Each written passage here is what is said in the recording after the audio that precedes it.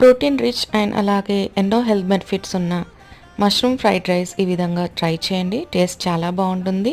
పిల్లలు కూడా చాలా ఇష్టంగా తినేస్తారు. దానికోసం స్టవ్ పైన ఒక పాన్ పెట్టుకోండి. పాన్ బాగా వేడయ్యాక ఒక 2 స్పూన్స్ ఆయిల్ యాడ్ చేసుకోవాలి.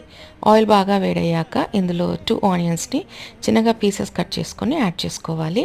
అలాగే 2 or 3 green chillies and chop చేసుకున్న కొన్ని క్యారెట్ పీసెస్ని ఇందులో యాడ్ చేసుకొని బాగా మిక్స్ చేసుకొని మగ్గించుకోవాలి. ఇప్పుడు మనము చాప్ చేసుకొని పెట్టుకున్న మష్రూమ్ పీసెస్ని కూడా ఇందులో యాడ్ చేసుకొని కాసేపు మగ్గించుకున్న తర్వాత టేస్ట్కి సరిపడా ఉప్పు, కారం, పసుపు, జింజర్ గార్లిక్ పేస్ట్ యాడ్ చేసుకొని మిక్స్ చేసుకోండి.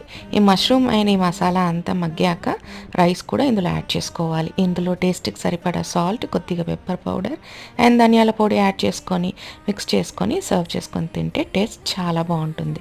మీరు కూడా తప్పకుండా ట్రై చేయండి. Thank you very much. Bye.